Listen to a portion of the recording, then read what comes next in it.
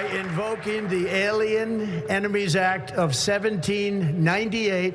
A promise made during the campaign trail and on Inauguration Day.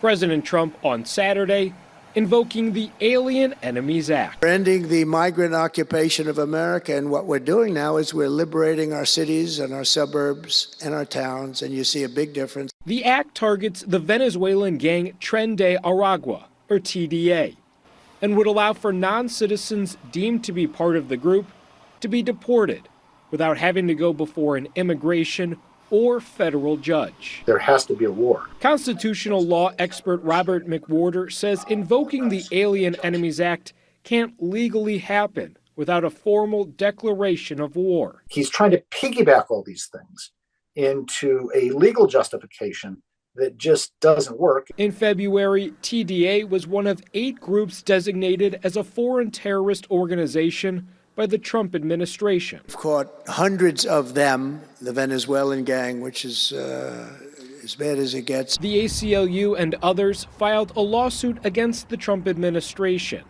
and a D.C. Circuit Court judge issued a temporary restraining order, blocking the deportation of people under the act for now. These groups are designated now as terrorist organizations.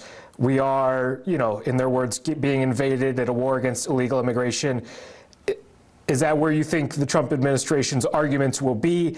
Well, so far, there's no precedent for any of this in the courts, especially under the Alien and Sedition Acts and specifically this Alien Enemy Act.